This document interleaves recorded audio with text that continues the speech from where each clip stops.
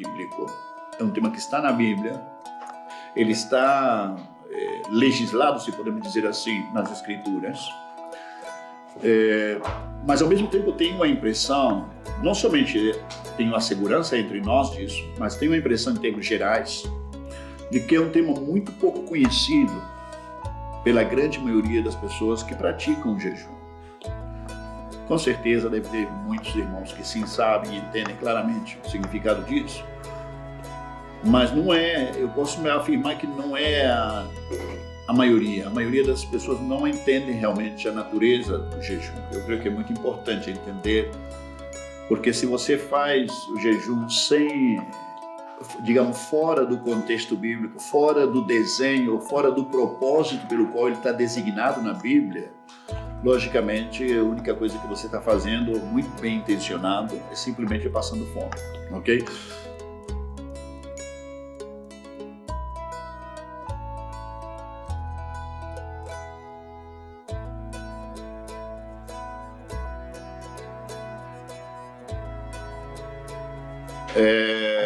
Gente, eu creio que o próximo livro, não hoje, mas o próximo livro que nós vamos começar a estudar juntos, aí eu quero pedir encarecidamente que vocês não faltem quando a gente começa a estudar, porque alguém diria, né? Alguém diria o que eu vou dizer, que é um dos livros mais importantes do Novo Testamento, ok? Que vamos estudar o livro de Romanos.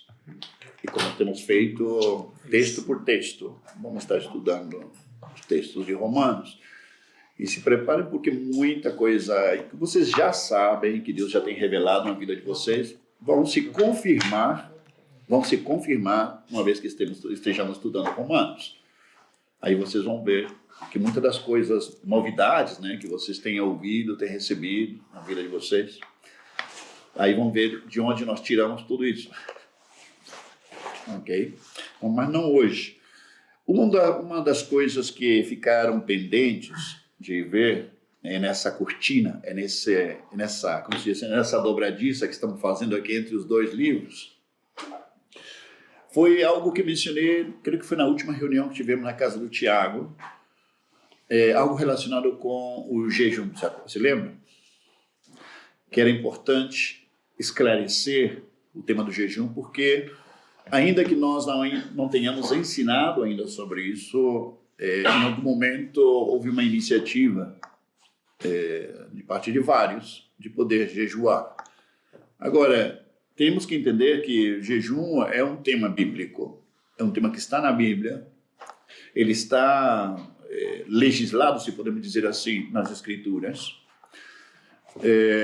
mas ao mesmo tempo eu tenho a impressão, não somente tenho a segurança entre nós disso, mas tenho a impressão em termos gerais de que é um tema muito pouco conhecido pela grande maioria das pessoas que praticam o jejum. Com certeza deve ter muitos irmãos que sim sabem e entendem claramente o significado disso, mas não é, eu posso afirmar que não é a maioria. A maioria das pessoas não entendem realmente a natureza do jejum. Eu creio que é muito importante entender, porque se você faz o jejum sem, digamos, fora do contexto bíblico, fora do desenho, fora do propósito pelo qual ele está designado na Bíblia, logicamente a única coisa que você está fazendo, muito bem intencionado, é simplesmente passando fome, ok? E para que seja um tema de fé, que realmente seja um ato de fé, é importante que você tenha a compreensão revelada do que a Bíblia ensina sobre isso, ok? Para que seja um tema de fé. Porque se não é de fé, é simplesmente fome. Ok? Então é importante que seja, para que tenha o sentido que ele deve ter dentro da Bíblia, é importante que nós entendamos. Vou estar compartilhando um pouco o que a Bíblia, especialmente no Antigo Testamento, faz referência disso, porque é onde aparece mais que em qualquer outro lugar é no Antigo Testamento, no meio do povo de Israel, esse tema do jejum. E é interessante entender em que contexto era praticado o jejum no Antigo Testamento.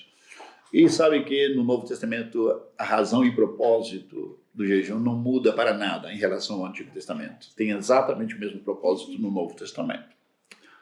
Ok? Então vamos ver vários textos que relacionam o tema do jejum no Antigo, depois vamos ver alguns textos também no Novo Testamento, e vamos, como terceira etapa, culminar vendo um texto que é muito emblemático com respeito ao jejum, que está no capítulo 58 de Isaías, onde Isaías, Deus, através do profeta Isaías, faz um esclarecimento do que não é e do que é ou deveria ser o jejum.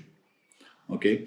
E no final, é muito importante que vocês vão se preparando para poder perguntar. Com certeza, existem muitas perguntas do que, como, de que maneira se pratica, de que forma se leva a cabo isso, em que contexto, coletivamente, individualmente. Existe meio jejum, não existe meio jejum, entende? Não, existe muitas variantes nesse tema, muitas variantes. Por isso eu quero deixar lugar a muitas perguntas no final. É muito importante que vocês perguntem, porque a próxima vez que a gente seja guiado pelo Senhor a levar a cabo um jejum, aí é importante que todos entendamos, entende, a natureza disso. Ok? Essa cola não fiz agora, é uma cola antiga que eu tenho sobre o tema. Como muita, tenho cola sobre todo tipo de tema que vocês imaginam. Essa aqui deve ter pelo menos, não sei, 5 anos, mais ou menos. Ok. A palavra jejum, ela aparece algumas vezes no Antigo, como eu les disse, no Antigo e no Novo Testamento, mas no texto original, especialmente no hebreu, no Antigo Testamento, ela tem duas expressões. E também, curiosamente, essas duas expressões significam duas coisas. Eu vou expressar o que quer dizer isso assim textualmente, ok? A primeira expressão no hebreu é anar nefesh. Anar nefesh, se querem, eu vou deletrear para os que estão anotando. É ana com H no final, ok? Anar. Anar com H no final. H no final. Ana com H no final. E nefesh, que é outra palavra. Está também outra expressão que vai ligada na mesma expressão, como uma variante dessa mesma expressão que chama inanafso. Inanafso. A primeira expressão, então, é Ana com H. Nefesh. Nefesh. É a primeira expressão que se usa no hebreu. É separado, Paulo? Sim, separado. E ali também está outra expressão que é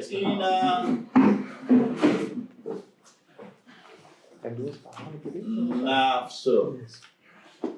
São expressões em hebreu. Essas duas expressões se traduz a palavra, significa duas coisas, essas duas expressões. A primeira delas é jejum. Jejum.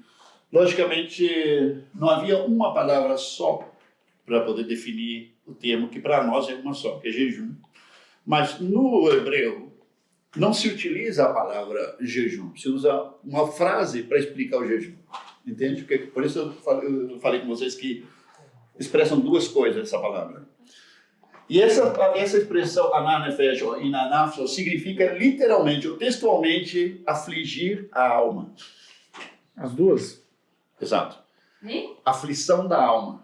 A segunda, né? Não, as duas. As duas significam isso. As duas frases significam isso. Afligir a alma. Porque a expressão afligir a alma é a frase que se utiliza para poder indicar o jejum no Antigo Testamento. Quando alguém fala assim, hoje é o dia de afligir a alma, está falando assim, eu vou jejuar. Ok? Essa é a expressão que se utiliza para o jejum no Antigo Testamento. Geralmente, o momento mais pontual, o momento mais específico onde se praticava isso por excelência, o jejum, assim como um acontecimento a nível nacional de Israel, era justamente no dia da expiação, que é uma das tantas celebrações do povo judeu, da religião judaica, que era o dia da expiação. Você se lembra quando estudamos sobre a expiação, né? Lembram disso? Sim. Falamos daí dos 2 bodes, né? Que o bode que era um Tabernáculo.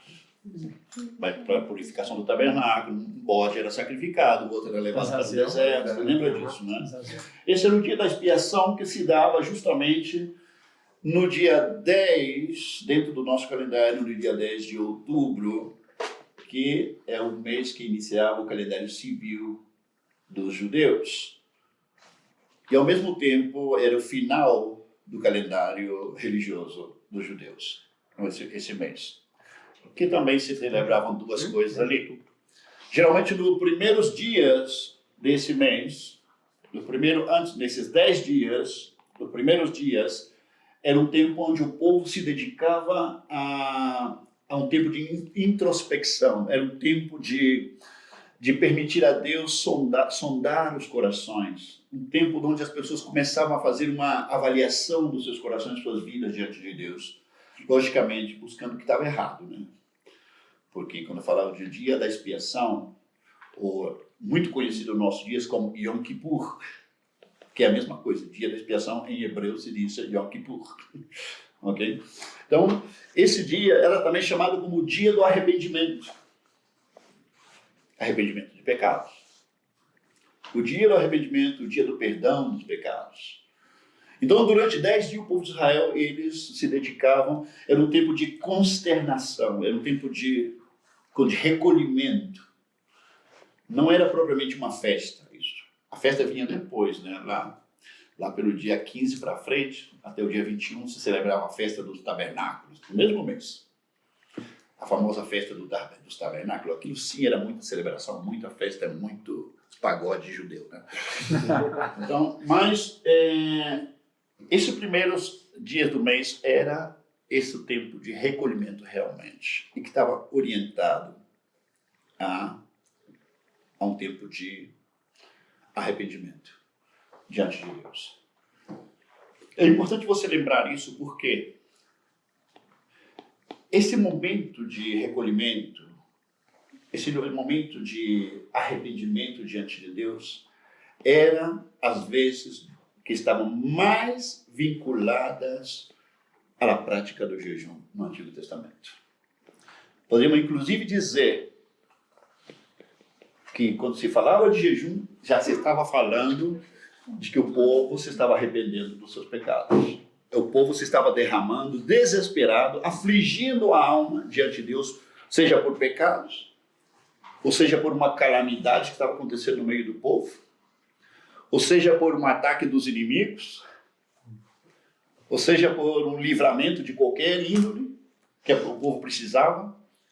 E todas essas situações, estamos falando de situações negativas, estamos falando de situações difíceis, estamos falando de situações realmente que abalavam o povo. E todas essas situações levavam ao mesmo tempo o povo a se derramar diante de Deus, levavam o povo a um clamor, levavam o povo a estar a contas com Deus. Eles tinham que resolver o coração, a vida deles diante de Deus. E sempre que se jejuava, estava vinculado a esse tipo de prática. Sempre.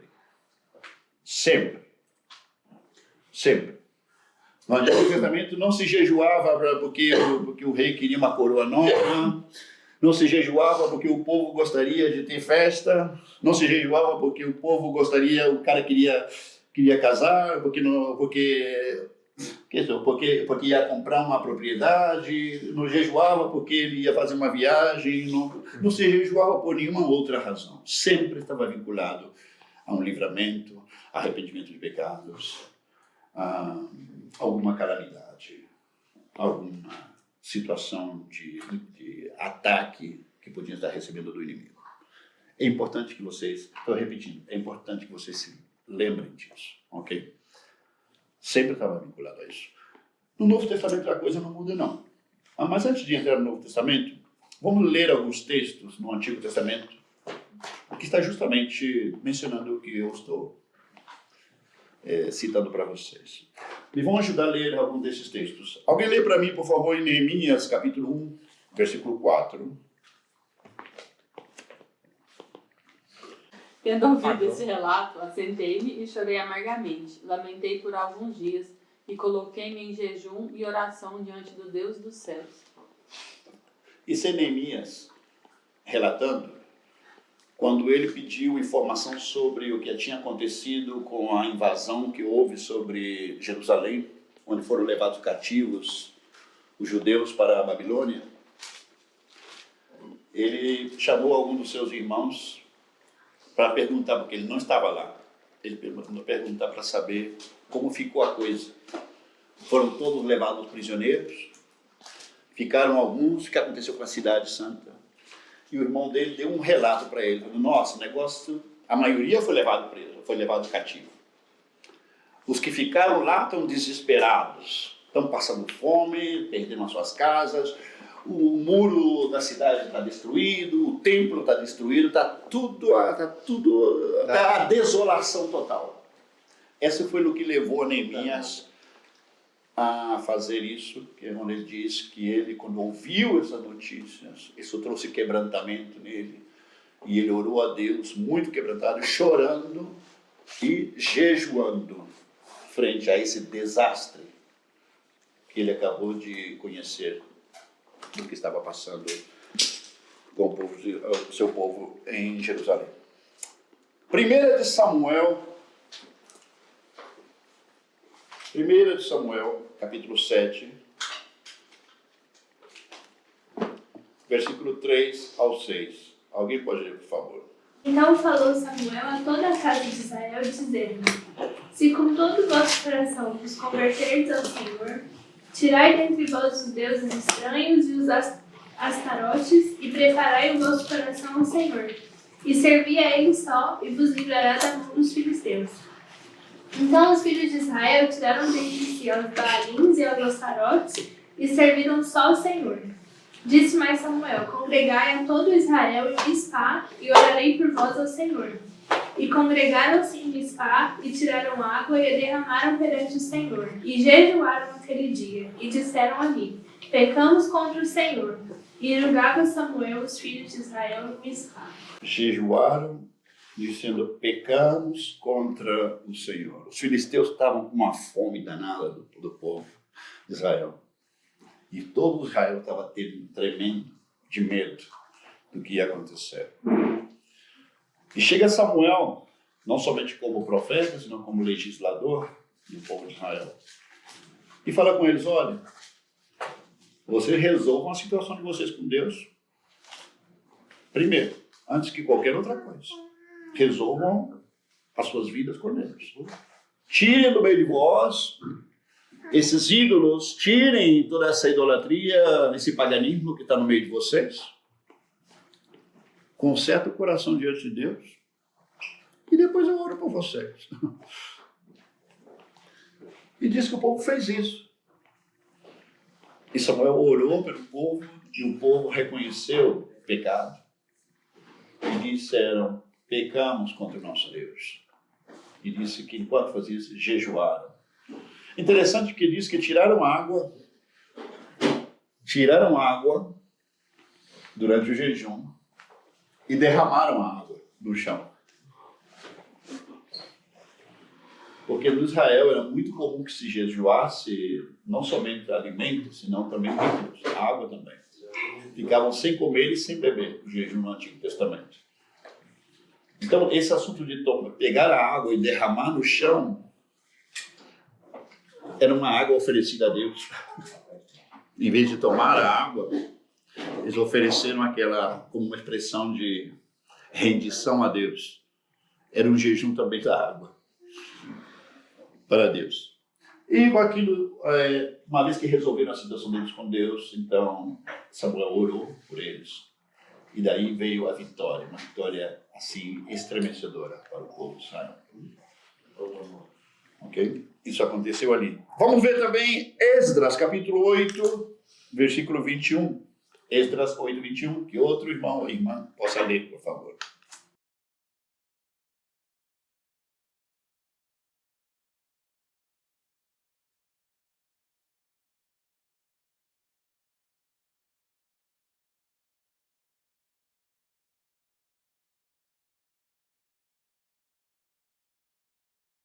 E apregoei então um jejum ali, junto ao rio Ava, para nos afligirmos diante de nosso Deus, para solicitarmos dele um caminho seguro para nós, para os nossos filhos e para todos os nossos pertences.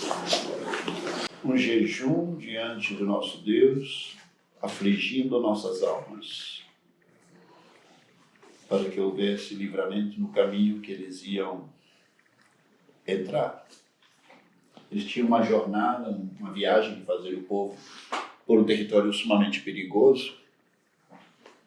Poderia acontecer qualquer coisa, ser atacados por bandidos, por inimigos.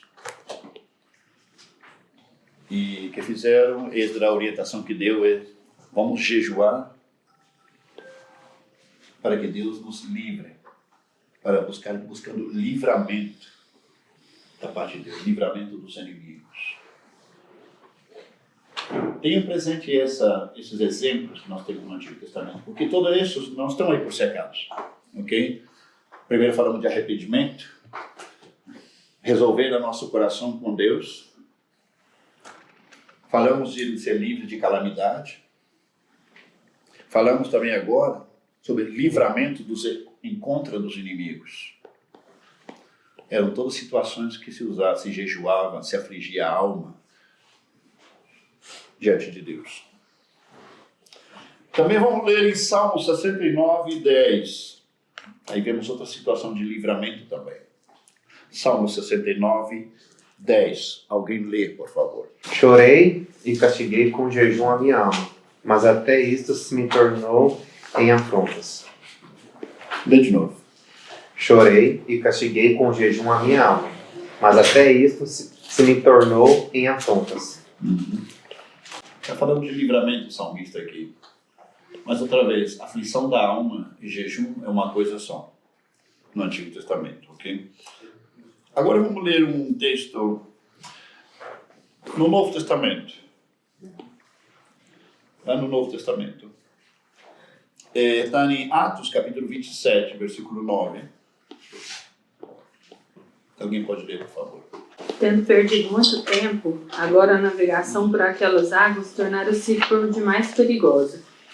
Eis que o dia da expiação já havia passado e, portanto, Paulo os advertiu. Eu falo jejum. Olha aí, o dia da expiação sai em algumas traduções da Bíblia, em outras traduções sai o dia do jejum. Porque no dia da expiação se jejuava assim, ou sim. Atos 27, não. Agora, se nós entendemos a natureza do dia da expiação, porque o dia da expiação era emblemático com respeito ao jejum, queridos? Porque tem que ver justamente com a expiação, tem que ver com livramento, tem que ver com perdão de pecados, expiação tem que ver com arrependimento, expiação tem que ver com redenção, expiação tem que ver com o trato de Deus, a justiça de Deus, o castigo de Deus sendo derramado sobre Cristo no nosso lugar. Isso representado nesses dois bodes lá no Antigo Testamento. Vamos ler lá vocês lembram que nós estudamos, quando estudamos expiação, nós tomamos como base o capítulo 16 de Levíticos, espero que ainda se lembrem disso. Se não se lembra, pode ter certeza que a gente vai voltar a estudar esses temas. Mas lá no Levíticos capítulo 23, Levíticos 23, versículo 26 ao 29. Alguém pode ler, por favor? Falou mais o Senhor a Moisés, dizendo: mas aos 12 deste mês, sétimo, será o dia da expiação.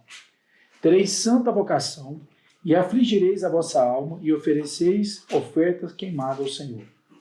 E naquele mesmo dia, nenhuma obra fareis, porque é o dia da expiação, para fazer expiação por vós perante o Senhor vosso Deus. Porque toda alma que, naquele mesmo dia, se não afligir, será extirpada do seu povo. Era muito sério o tema do dia da expiação. Era muito sério. Não era uma opção jejuar ali. Ok? Então, o jejum está vinculado de forma primária, para os que estão notando, ok? A expiação. Aqui está em Levíticos 23, 26 ao 29 e Levíticos 16, 29 e 31.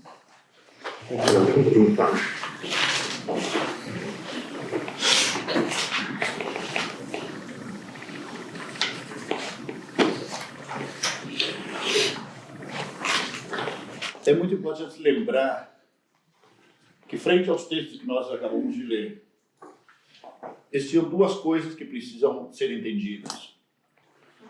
O jejum, seja no Antigo ou no Novo Testamento, não garantia, olha bem o que eu estou dizendo, não era garantia da intervenção de Deus. Porque muita gente... É interessante vivermos a história do povo de Israel em tantas situações que se queixava diante de Deus e Deus se queixava com o povo. A gente vai ver isso lá no capítulo 58 de Isaías depois. O povo jejuava e Deus não atendia. Então, o jejum não era garantia da intervenção de Deus. Havia várias razões para isso, ok? E tampouco no Novo Testamento, e tampouco para nós, necessariamente vai haver garantia da intervenção de Deus pelo fato de jejuar. É importante ter isso presente para não fazer disso um dogma, ok?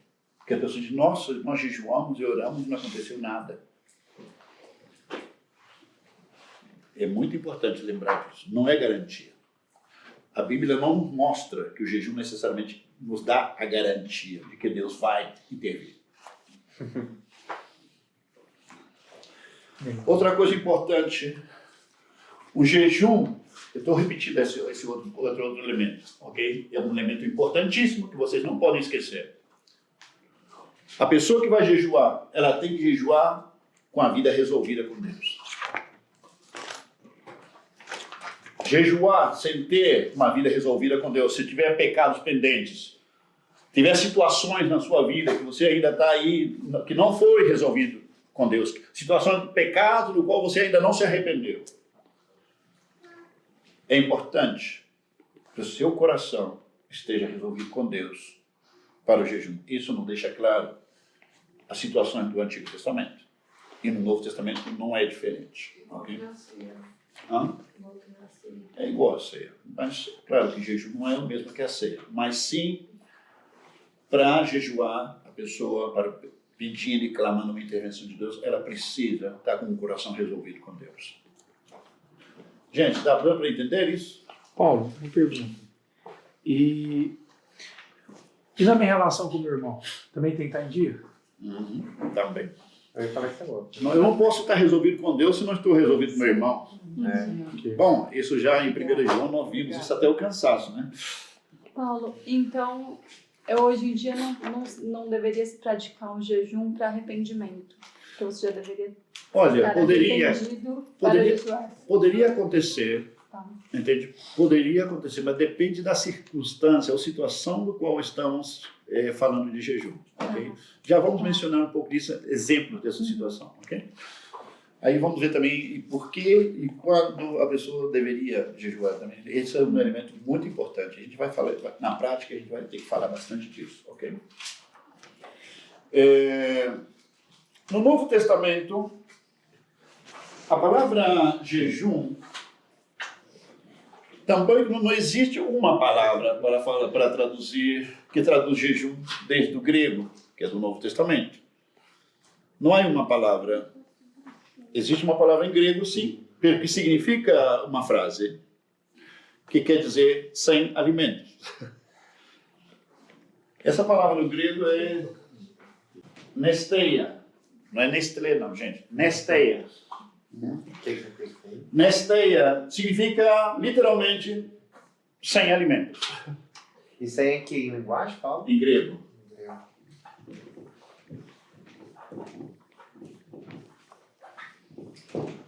Assim aparece no Novo Testamento a palavra nesteia, para se referir ao jejum. Que significa, se traduz para nós, jejum, no Novo Testamento. Ok? Em tempo de Cristo, é interessante como são as coisas, né? No tempo de Cristo, os fariseus, olha bem, eles praticavam muito jejum. E jejuavam 2 vezes por semana.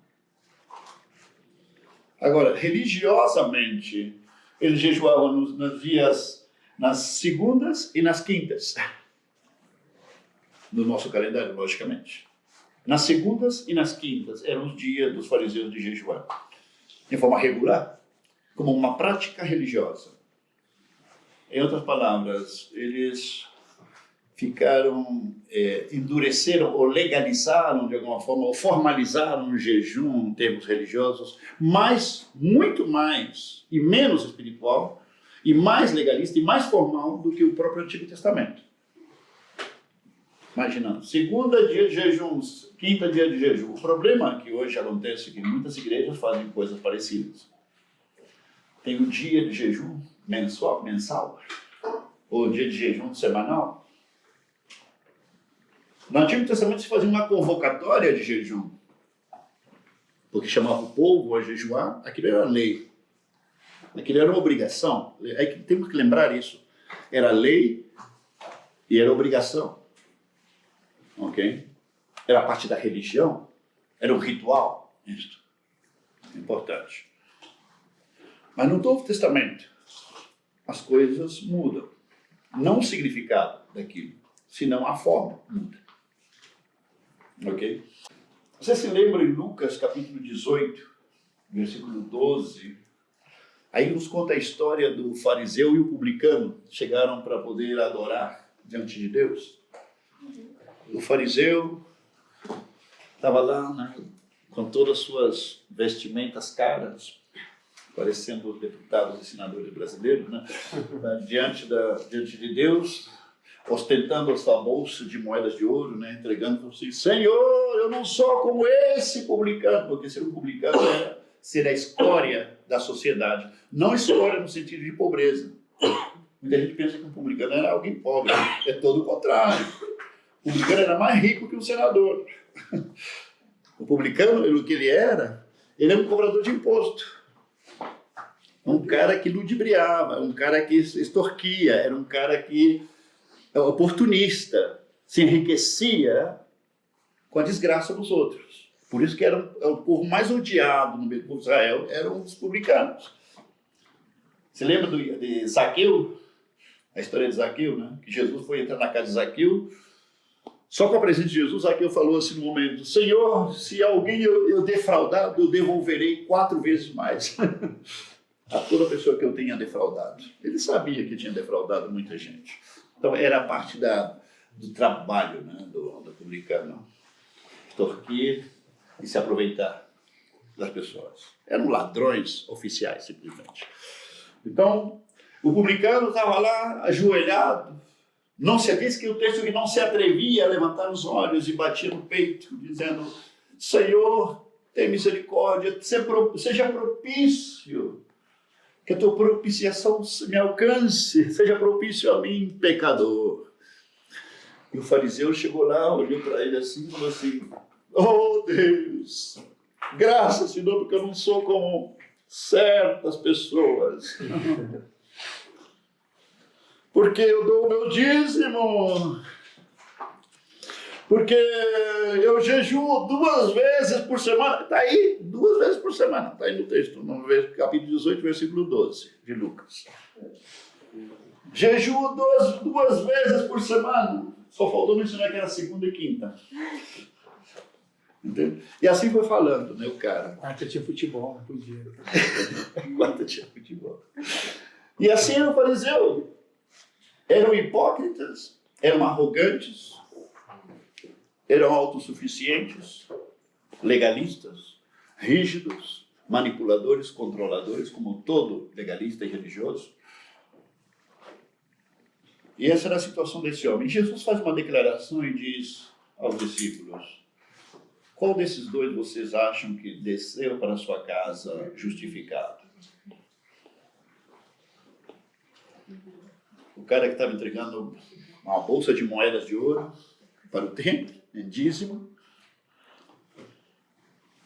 O cara que jejuava 2 vezes por semana. Com certeza o publicano não jejuava nenhum dia da semana. Tenho por certeza que não. E Jesus diz: quem vocês acham que desceu para casa justificado entre esses 2?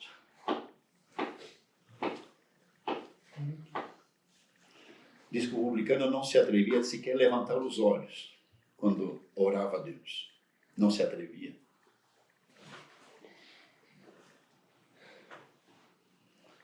É interessante. Nesse arrependimento, parece que o jejum não teve nenhuma participação. O que estava jejuando não tinha nada, nenhum arrependimento. E o que tinha arrependimento não tinha nenhum jejum. Interessante.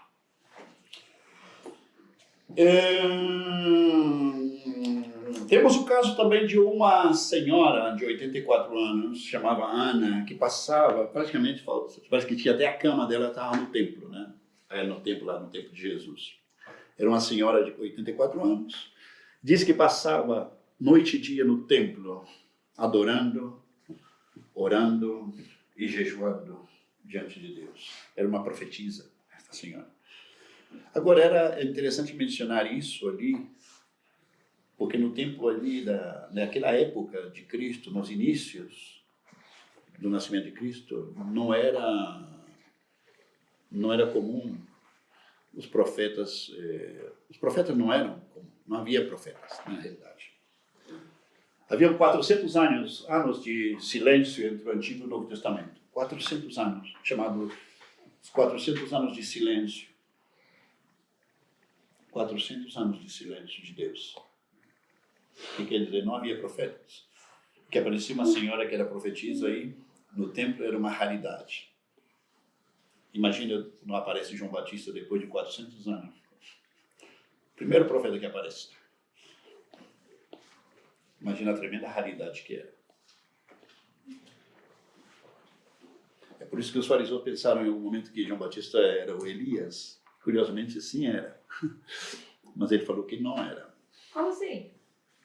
Como assim que? Como assim era ele? Jesus fala, hein? Em Mateus. Não, peraí, não.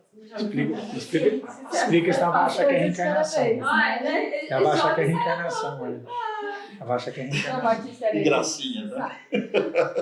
Gente, vocês lembram da profecia em Malaquias, 400 anos antes de Cristo? A profecia em Malaquias, o profeta Malaquias fala que Deus enviaria o profeta Elias, faria voltar o coração dos pais para os filhos e o coração dos filhos para o pai, e chegaria a endireitar as coisas.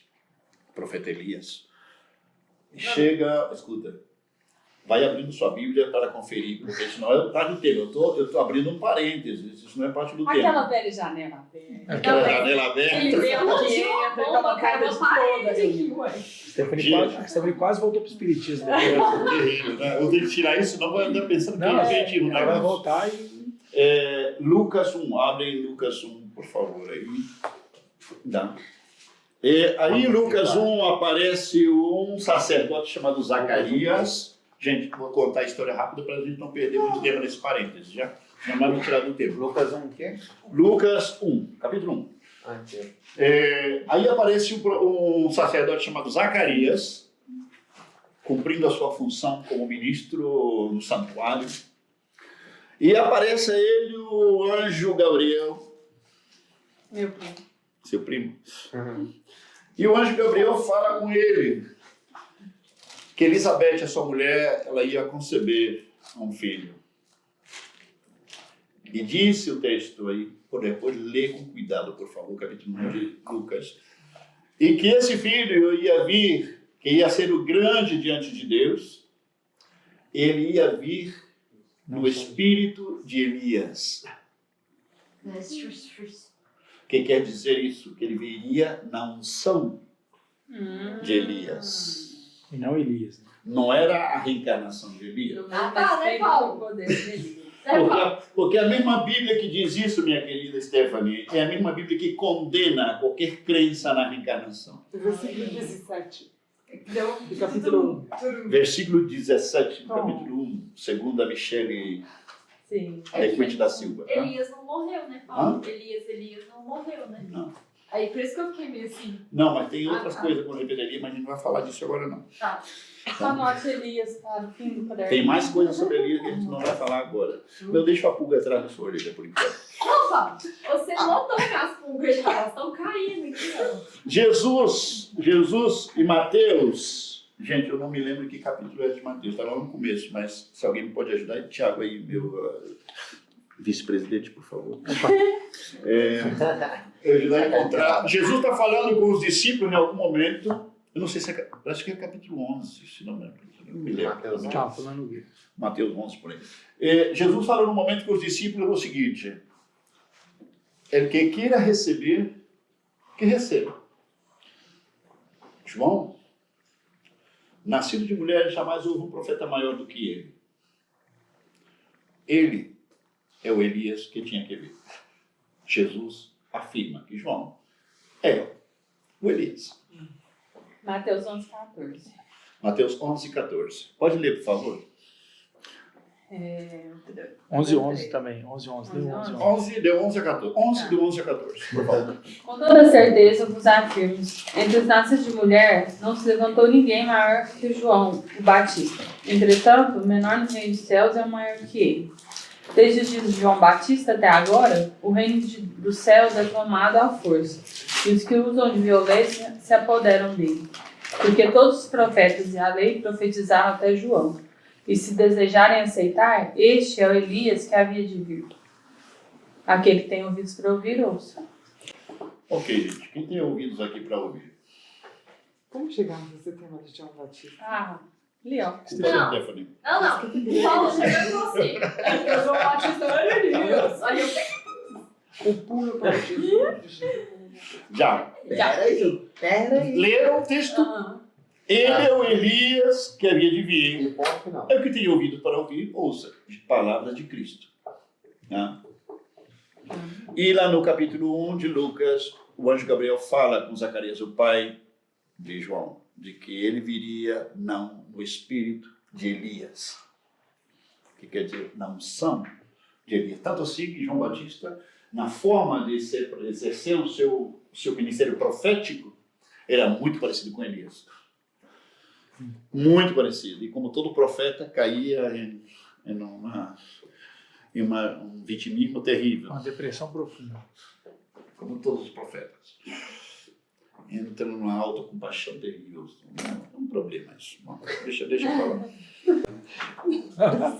Gente, no Novo Testamento, com respeito à pessoa de Jesus Cristo, na pessoa de Jesus, só existe uma ocasião na qual Jesus está jejuando. Só uma vez. Quando ele foi levado pelo Espírito para ser tentado no deserto. Mateus capítulo 4, versículo 1 ao 4. Jesus foi levado pelo Espírito a ser tentado no deserto e jejuou 40 dias. Diz o texto, 40 dias jejuou e aí teve fome.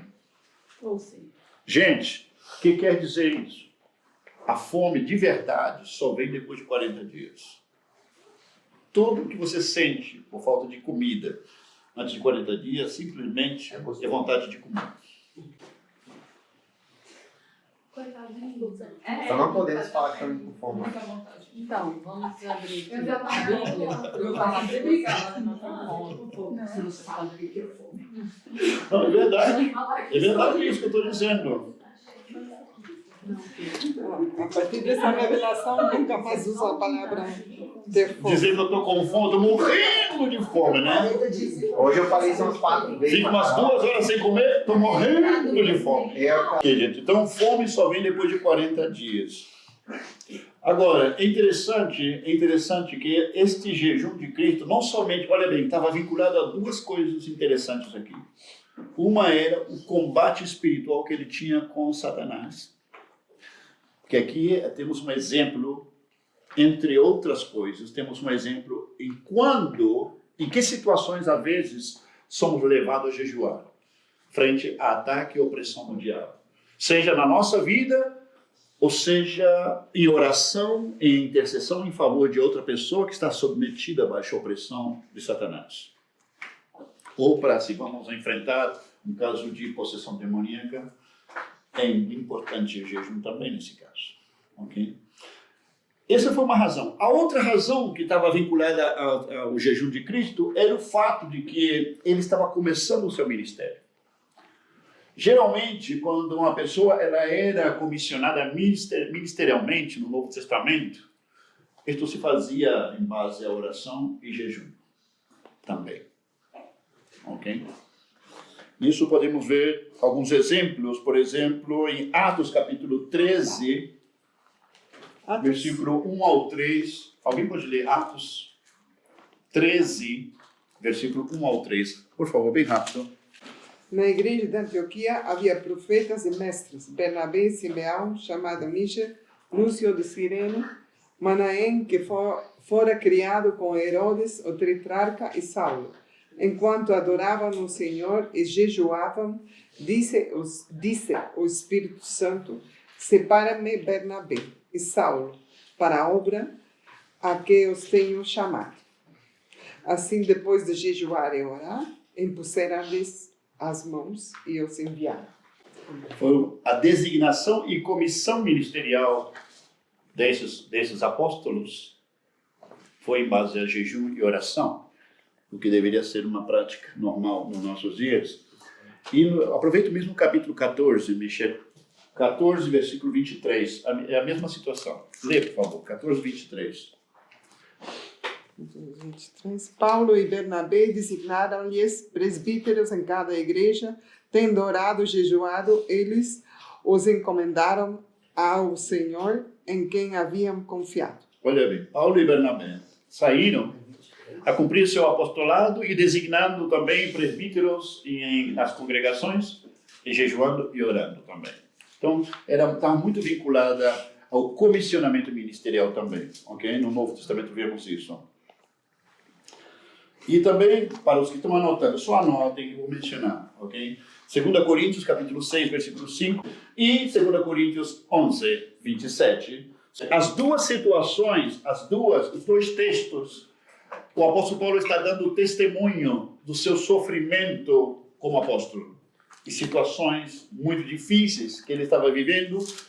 E ele menciona que nessas situações, muitas vezes estava jejuando quando aconteciam essas situações difíceis. Tome isso como referência, ok? Vamos rapidamente, abram suas Bíblias em Isaías 58. Isaías 58.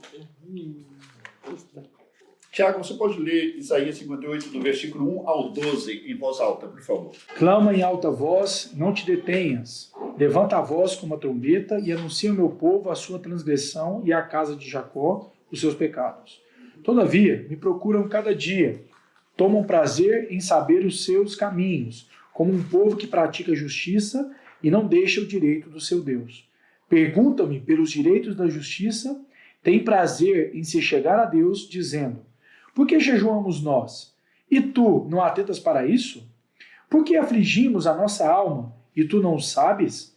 Eis que, no dia em que jejuais, achais o vosso próprio contentamento e requereis todo o vosso trabalho. Eis que, para contendas e debates, jejuais, e para dardes punhadas impiamente. Não... Um momento, Tiago. Esse texto que o Tiago está lendo, vemos um caso típico daquele que eu mencionei para vocês. O povo de Israel já se acostumou no ritual do jejum, simplesmente como algo mecânico. Então, o cara está reclamando com Deus. Mas como é que é isso? A gente jejua, a gente clama, o Senhor não atende, não responde. Se estamos jejuando, estamos cumprindo o mandamento. O problema é que a queixa de Deus é que o pessoal estava em pecado. Essa é a razão porque Deus está dizendo: vocês me buscam, me clamam por mim como se fosse gente que realmente estivesse interessada em conhecer os meus caminhos e conhecer a minha vontade. Como se realmente tivesse interesse em conhecer a minha vontade. Mas os seus motivos, o motivo de vocês para jejuar, fazer isso, é um motivo egoísta, interesseiro. Seu próprio contentamento. Buscam o seu próprio interesse. Gente, este é muito importante. O jejum, quando se faz dirigido primeiramente por uma convicção dada por Deus no coração. Não se pode jejuar porque sabe que eu tenho vontade de jejuar hoje, vou jejuar. Isso não se faz, ok? Não se faz. A não ser que você quer emagrecer e perder quilo. Isso é outra coisa. Você está passando fome para emagrecer, isso é outra história. Aí o cara aproveita e ainda dá uma espiritualizada. Né? Exato. Não, tem gente que aproveita, né, do pânico, né? E conta para todo mundo ainda. Né? Ah, sim. Ademais. Então, o que acontece? Não pode ser por interesse, por nossos interesses próprios. Porque eu quero conseguir tal coisa. Porque eu gostaria que tal coisa acontecesse. Porque eu quero aquilo outro. O que eu tenho que ver é tal situação mudar. Eu quero ver essa outra circunstância aqui. E sempre coisa que me favorece.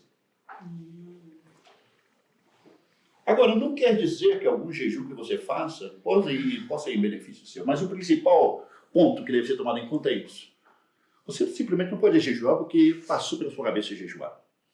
Você jejua porque você tem uma convicção, que você crê que o Espírito de Deus está colocando uma convicção dentro de você e está gerando dentro de você uma necessidade, e olha bem, uma necessidade de jejuar e um propósito para jejuar. E isso, queridos, importante, por favor, eu estou repetindo, isso vem por meio de uma convicção forte diante de Deus. E se você tem alguma dúvida com respeito a essa convicção, ore a Deus para que Ele possa confirmar essa convicção. Mas geralmente, quase nunca é preciso. Quando você tem a convicção de jejuar, e você sabe que algo vem de Deus, olha bem o que eu vou dizer. Você vai saber que Deus está colocando aqui no seu coração. Aquilo vem acompanhado com um propósito. Você não pode jejuar por jejum. Ninguém jejua por jejuar, ok? Não existe jejum pelo jejum. O jejum sempre tem que ter um propósito. Então, quando Deus te leva a jejuar, Ele coloca no seu coração um propósito pelo porquê você vai jejuar. Pelo porquê tem que existir um propósito claro do porquê do jejum. Ou os porquês, ok? Irmãos, no Antigo Testamento se fazia convocatória de jejum, e essa convocatória no Antigo Testamento era obrigatória. No contexto da igreja, isso não existe. Repito, vou repetir isso, por quê? Porque tem muita igreja que pratica exatamente a mesma obrigatoriedade do Antigo Testamento.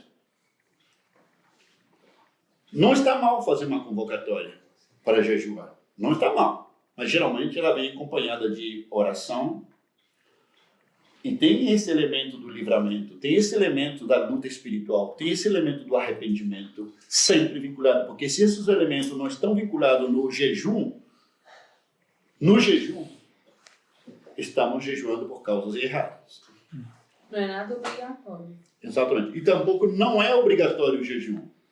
Por exemplo, eu posso sentir a convicção de jejuar no contexto da igreja. Olha bem, eu posso sentir a convicção de jejuar pessoalmente, sem ter nada a ver com o resto de vocês. Algo pessoal. Eu posso ter a convicção de fazer um jejum em relação com a igreja. E eu tenho que saber discernir isso. Ok? Isso tem que partir de mim em relação a vocês. Se você sente a necessidade de jejuar, e você sabe que é pessoal a tua necessidade de jejuar, você jejua pessoalmente. Mas se você crê que tem algum vínculo com a igreja, é importante que você venha falar comigo. Porque estamos já falando de envolver a outras pessoas. Isso para compartilhar com a igreja. É a pessoa que fala, eu tive um plano. Você executa para mim? Tipo assim, viu? Tem gente na igreja que faz isso. Nossa, tinha uma ideia maravilhosa. Você faz? Você pode fazer para mim? Isso é batata, igreja evangélica. Agora, gente, se eu perceber que o que você está dizendo com o jejum é algo pessoal seu, eu vou dizer para você, faz o seu jejum. Entende? E essa é uma resposta do Paulo, assim, todo animado. Gente, em sério. Não, deixa eu falar com vocês isso. É muito importante entender isso. É muito importante que atuemos por convicção nisso. Se existe algum vínculo do que você está sugerindo, se eu percebo que existe um vínculo com a congregação, o que você está propondo, pode ter certeza que eu vou receber aquilo. Eu vou receber aquilo e nós vamos abrir aquela possibilidade de jejum para outros irmãos da congregação. Quem sentir no coração de participar. E isso, quando eu quero dizer isso, se Deus nos fala sobre o jejum a nível de congregação, eu vou dizer, meus irmãos, Deus está falando comigo que eu devo jejuar E como igreja temos essa necessidade. Eu tenho que discernir se é para mim só ou se é uma coisa para a igreja também. Agora, se é uma coisa para a igreja também, eu vou dizer, eu quero pedir a vocês que vocês considerem isso em oração, orem por isso. E se vocês receberem convicção de que devem jejuar por essa causa, e porque eu vou dizer para vocês por que vocês vão estar jejuando, se você se sente identificado com essa necessidade no seu espírito e a convicção de fazer isso, em forma livre, espontânea e pessoal, você se adere ao jejum. Eu não posso chegar aqui, a partir de agora, meus irmãos, todos que estão aqui, e ai daquele que não participar, para ser eliminado do povo de Israel. Não, eu não posso chegar e dizer que todos têm que participar, e vai ser tal dia, e vai ser dessa forma. Eu não posso dizer isso. Por que eu estou enfatizando isso? Porque isso se faz em muitas igrejas de caráter neopentecostal, ou igrejas de caráter mais carismáticos. Hoje, em muitos lugares se fazem isso. Isso é antibíblico fazer isso. Porque eu não posso induzir você a atuar fora da sua convicção. Porque se você participa de uma convocatória simplesmente induzido pela minha insistência, você primeiro que está passando fome e está cometendo um pecado, porque está fazendo algo que não é pela fé. Provavelmente vai pecar. Paulo, e é importante, eu já presenciei algumas situações nesse contexto, que é importante, porque às vezes, eu já presenciei isso, de pessoas às vezes que estão numa relação com o Senhor e com a comunidade um pouco complicada. E aí ele chega, aí como ele está sentindo algo que está pesado, ele projeta para a igreja uma necessidade que é dele. Exato, é por isso que ele precisa falar com os dirigentes da igreja. Aí ele chega e fala assim, nossa, eu estou sentindo uma coisa assim, parece que a igreja está fria, parece que a igreja não está sabe, não tem comunhão. E ele tem um cubo de gelo dentro. Ele que está sentindo esse conflito por uma questão pessoal e quer projetar para todo mundo para a igreja. É igual chegar, a pessoa chega e fala assim, está sentindo que a igreja está meio estranha? Eu falo, não. Mas está estranho. Não estou sentindo isso. E às vezes é algo que eu estou sentindo. Eu acho que é por causa disso que você está mencionando essa questão, né? Sobre projeção. Gente, alguma pergunta tem aqui com isso? Tá claro? Paulo, Ainda vai ter mais coisa. Hã? Ainda vai ter mais tema, né? Não, então terminando. Ok, então tem umas perguntas. Já, espera um pouquinho. A parte disso que nós estamos falando, tem alguma pergunta? Normal. Tá claro, gente? Tá claro? Tá claro por aí? Renato, Tá Não, claro? minha pergunta foi algo que você falou antes, mas eu espero. Não, se é algo que falou antes, pode perguntar. É porque passagem específica de uma pessoa endemoniada e fala essa casta só sai com jejum e oração. Eu quero, Michele, deixa eu dizer uma coisa, um momento, deixa eu dizer uma coisa com respeito a isso. Michele está mencionando exatamente o mesmo texto. Sobre música. Gente, você se lembra quando eu expliquei para vocês a diferença do texto bizantino com o texto alexandrino, o manuscrito? Que dentro dos... E desses dois manuscritos saem diferentes tipos de traduções da Bíblia. Do manuscrito alexandrino nós temos a NVI, e do texto bizantino nós temos praticamente todas as demais traduções da Bíblia, e a mais antiga. E certos textos que aparecem nas traduções que temos da João Ferreira de Almeida, por exemplo, que estão aí, como esse texto, não aparece no texto da NVI, porque são considerados alguns textos que necessitam ser revisados, ou que foram comentários laterais que se agregaram na hora da tradução da Bíblia. Em outra palavra, é fortemente questionável. Gente, é que o chilenismo ainda me arrasta, né? Preciso de liberação, né? Gente, presta atenção, por favor. Existe forte questionamento sobre esse agregado o jejum. Quando diz essa carta só sai com jejum e oração, na realidade o texto correto seria esta carta só sai com oração. Essa palavra o jejum não está incluído aí, por si acaso. Não quero entrar em detalhes, porque eu já conversei com vocês, já expliquei sobre esse assunto das origens dos textos bíblicos, ok? Então, não vou entrar agora, porque a gente vai sair da temática. Precisaria exégesis.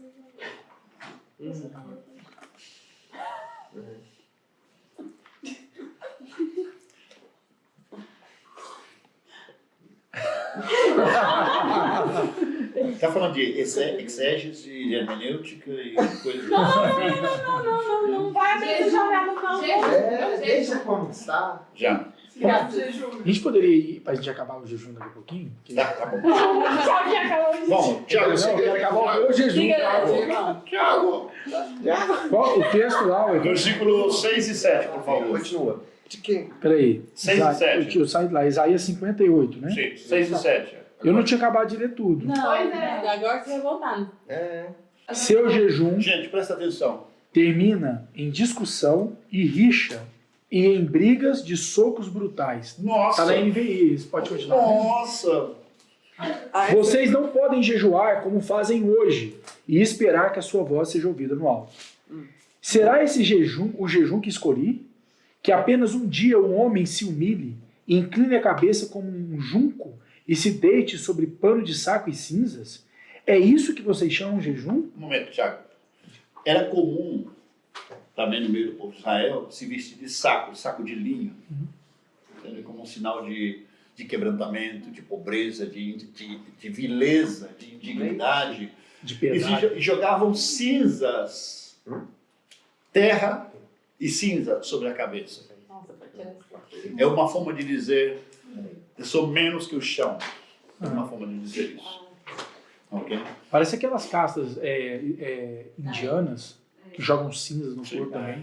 Sim, era uma expressão no Antigo Testamento Semelhante. Chamar de de arrependimento, arrependo, assim, em Caso de barro, saco e cinza. Me arrependo na terra e na cinza, ou no saco e na cinza. Isso que vocês chamam jejum? Um dia aceitável ao Senhor? O jejum que desejo não é este: soltar as correntes da injustiça, desatar as cordas do jugo, pôr em liberdade os oprimidos e romper todo jugo? Não é partilhar sua comida com o faminto? Momento, Tiago. Vocês já escutaram o que acaba de mencionar o Tiago? Quebrar todo jugo, jugo de impiedade, as ataduras, as prisões de iniquidade. Está falando de quebrar as ataduras do pecado, quebrar as ataduras de aprisionamento espiritual, de escravidão espiritual na vida das pessoas. O jejum que Deus está dizendo, que tem validez, tem essa direção. Ok, sigamos. Tiago, termina de ler, por favor. Vamos estar no 7, né? Até o Sim. 12. Não é, mas é até o 12 ou até o 8? Até o Paulo, 12. só uma pergunta a respeito do 6. Eu vou interromper de vez em quando. Aqui, quando a gente pensa no Novo Testamento, a gente sempre pensa como um apontamento para Cristo, né? Desculpa, do Velho para o Novo. E aqui fala: porventura, não é este o jejum que escolhi, que solte as ligaduras da impiedade, desfaça as ataduras da servidão, deixes livres os oprimidos e despaches todo o jugo? Aqui não faz referência ao viver o Evangelho? Com certeza. Que o verdadeiro jejum para nós redimidos seria com certeza. viver em Cristo. Com certeza. Ou, inclusive,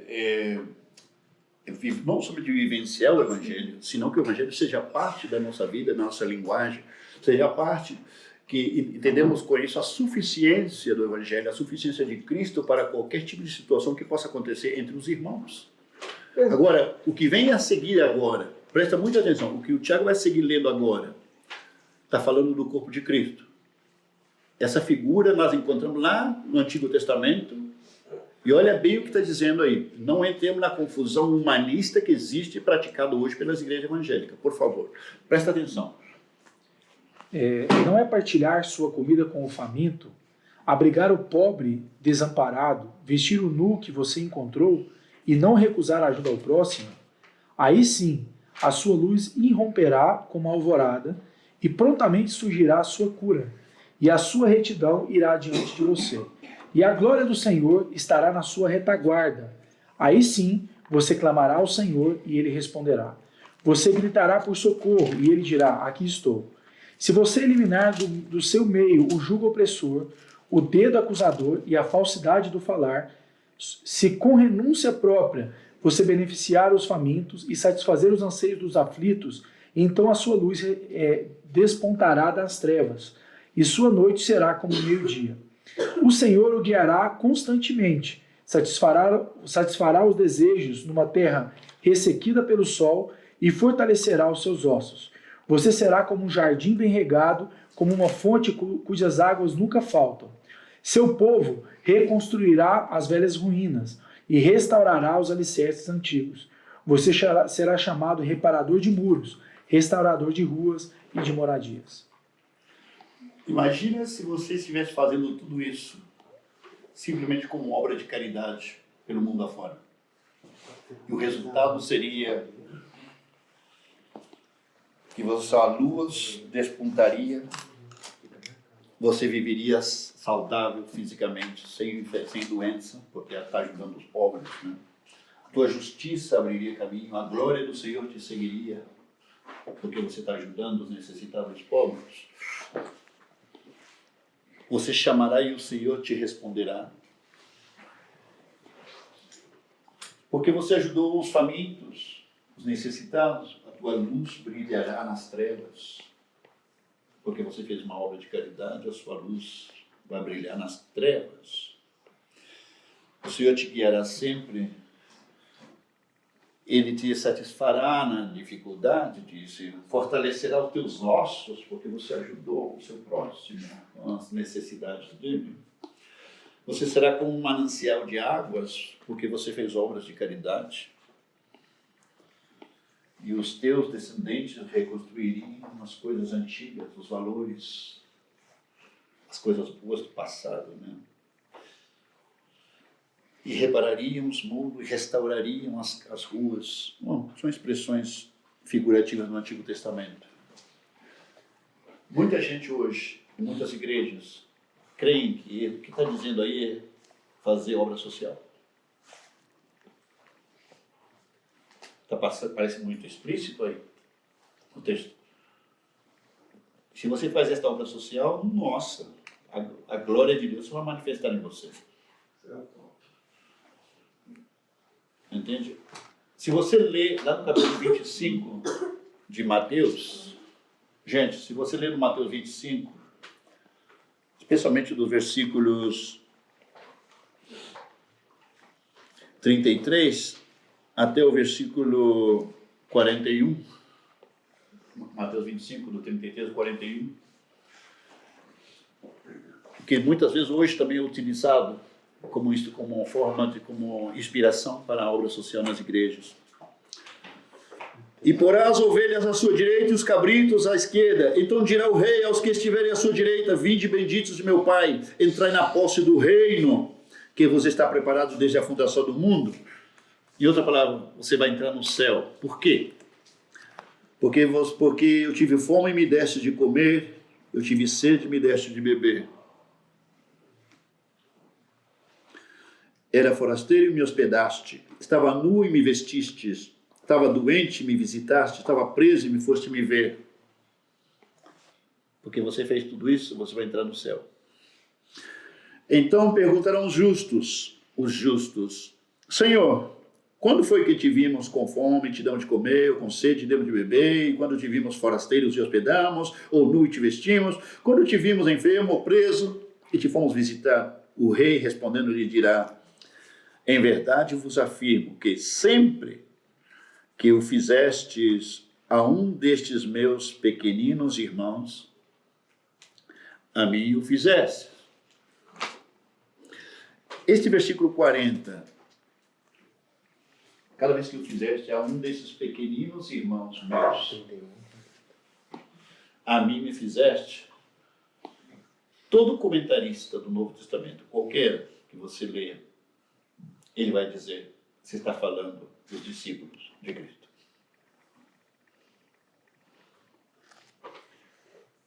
Esse texto está fazendo referência a que você faz tudo isso como uma expressão de que você é parte do corpo de Cristo, atendendo os teus irmãos na fé. Não está falando de obra social fora da igreja. O que eu estou explicando para vocês é contextualizando isso dentro da Bíblia. Ok? Hoje a igreja deixa abandonados os necessitados já dentro e vai fazer obra social lá fora, para os que estão nas trevas, e creem que com isso estão obedecendo esse versículo. Porque não fazendo, porque se fosse assim, significa porque você está fazendo obra social lá fora, por isso, você vai entrar no céu. Nem Cristo você precisa aqui. O texto está falando do corpo de Cristo, onde estão salvos, onde você é salvo e aqueles que estão recebendo esse benefício também são salvos. E Jesus está falando, se você faz isso com ele, me está fazendo isso a mim. Logos encarnado. Né? O Logos encarnado. Ele está falando daqueles que são dele. Aqueles que são como ele. Agora, existe um lugar para a obra social na igreja? Para as pessoas que estão nas trevas? Existe. O apóstolo Paulo nos fala disso. Ele nos fala de fazer o bem. E disse, implicitamente disse, ele deve fazer sempre o bem, ajudando sempre aos de fora também. Ele disse, como se diz? Especialmente, digamos, por exemplo, aos domésticos da fé. Ao mencionar especialmente, ele está dizendo prioritariamente aos teus irmãos na fé. Ao mencionar especialmente aos domésticos da fé, com isso, implicitamente, ele está dizendo, você também tem que fazer obra social lá para fora. Porque senão eu não teria necessidade de mencionar isso. Está vendo isso, certo? Dá para entender isso? O trabalho de misericórdia, o trabalho social, de ajuda, em outra palavra, queridos, é inconcebível que no meio do corpo de Cristo tenha irmãos que não tenham que vestir, que tenham irmãos que não tenham que comer, e tenham irmãos que não tenham teto, uma cama. Isso é inconcebível no corpo de Cristo. Entende? Em outra palavra, prioridade é essa e, consequentemente, não estamos impedidos de fazer obra social e de ajudar as pessoas que estão nas trevas necessitadas. E no texto em grego, o Mateus 25:40 fala adelfo. Adelfos, irmãos. Irmãos. Fala que é aquela questão do nascer do mesmo ventre. Exato. Adelfos, aqueles que são concebidos no mesmo ventre.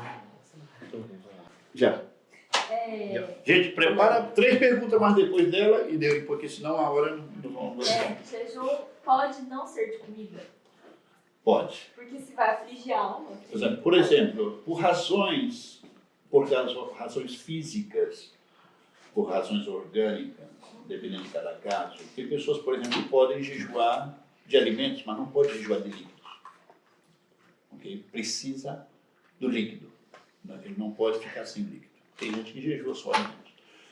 O jejum pode ser feito completo de alimentos e de água ou de líquidos, ou pode ser feito somente de alimentos, só de alimentos, e a pessoa segue tomando. Tem gente que gosta, por exemplo, faz jejum de alimentos, mas passa o dia tomando suco, chá, café, qualquer outra coisa, mas não come nada. É uma forma de jejuar. Agora, quando a pessoa vai jejuar, é por isso que eu estou falando, é importante que você faça com isso baixa convicção. Por quê? Porque você tem, na sua convicção, você se propõe, olha bem, você propõe como vai jejuar, quanto tempo vai jejuar e a forma do seu jejum. Essa proposta sua, ela vai fluir da sua convicção. Não vai em contra daquilo que você está tendo convicção. Não sei se me entende. Ela vai fluir e vai ser legitimada pela sua convicção. Você, por exemplo, porque alguém pode perguntar, eu sei que tem que jejuar, mas não sei por quanto tempo tem que jejuar. Mas pode ter um jejum de uma atividade ao invés de alimentos e bebidas? Sim, pode. Pode jejuar de mídias sociais. Isso, tipo isso. Afligir a alma. Afligir a alma. Para alguns é uma aflição da alma, né? Fica sem celular. Fica a dica, tchau. O Michel fala, não propõe essas coisas. Não sai da Bíblia, não sai da Bíblia. Não propõe essas coisas, não. Gente, Já foi um. escuta, por favor, por favor. Gente, presta atenção. Quando o texto de Isaías 58 nos fala que o jejum que Deus busca é que você compartilhe o seu pão com o faminto, que compartilhe aquilo com o outro, não está falando de desprendimento de coisas, está falando de renúncia de coisas suas em benefício de outros. Claro, está mencionando comida, que era o problema da época do profeta Isaías, era o problema de roupa, de vestuário, o problema de teto. Esses eram os problemas que as pessoas tinham, não tinham o problema que nós temos hoje, são outras coisas, entende? Mas hoje, talvez a renúncia nossa não vai ser tanto. Hoje, para qualquer um de nós, é fácil compartilhar um pão, um prato de comida com alguma pessoa necessitada. Naquele tempo não era fácil. Para nós é muito fácil hoje tirar uma peça de roupa que não estamos usando mais e dar para um pobre que está precisando. Naquele tempo, uma peça de roupa era algo tremendamente caro, era caríssimo ter uma tela, uma roupa, era muito caro. Então, desprender-se dessas coisas, porque o jejum que Deus está falando é que você se possa desprender das coisas que são do seu interesse, possa se desprender de coisas que são necessárias para você em benefício de outros. Entende? E se nós jejuamos, no sentido de nos desprender por causa do Senhor, lembra o caso daqueles lá, o caso de Samuel, do primeiro Samuel que nós lemos o texto. O povo estava jejuando, mas puxou água. Eles queriam beber aquela água, tinham necessidade daquela água. O que eles fizeram? Derramaram para Deus, como uma oferta para Deus, naquela água. Tem que ver com o tema de atitude de coração, não tem nada a ver com se Deus estava com sede ou não. É atitude para com Deus, é atitude do coração para com Deus. Isso é igual às finanças, Paulo. É a mesma coisa. Por É a exemplo, mesma coisa. falar, Deus não precisa de dízimo. Claro, assim, é óbvio que não precisa de oferta, a gente sabe disso. Mas é uma questão da renúncia, né? É uma negação do eu Exato. frente ao Evangelho. É É uma uma expressão atitude. visível, né? Uma atitude do coração. Exato. Deus utilizando um elemento físico e visível Para a expressão. para deixar em evidência a atitude do nosso coração. Realidade visível. Isso tem que ver com dinheiro, tem que ver com qualquer outra Perdão, por exemplo. coisa. Exato. Entende? Então, o que você está mencionando, por exemplo, hoje, um elemento que poderia significar um desprendimento é justamente o jejum de rede social ou de celular. Quem aqui pode viver um dia sem celular? Talvez. Ok, vamos jejuar. Todos vamos jejuar. Mas aí eu posso ficar com o tablet, né? Não pode. Gente, duas perguntas mais. Eu ligo para a Letícia e diz Rapidamente, porque temos coisas ainda por fazer. Duas perguntinhas mais. Já terminou. Terminou? Tem pergunta mais não? Não. Já sabe tudo sobre jejum? Podemos, inclusive, acabar com ele agora. Inclusive, nós vamos final. Gente, por favor, eu quero pedir isso, por favor. Se vocês sabem ou sentem motivados por alguma razão o tema do jejum, por favor, se aproximem de mim, falem comigo, por favor. No Okay? contexto da igreja, né? No contexto da igreja. No Claro, contexto agora se você vai jejuar por conta própria, o problema é seu. Tá bom? Só a atriz mesmo revelar isso, é verdade. Ok, vamos orar para encerrar esse tempo. Mais uma revelação. Gente, vamos orar para encerrar esse tempo, porque temos... sim. Vamos orar para encerrar esse tempo, vamos aproveitar e orar pelo irmão do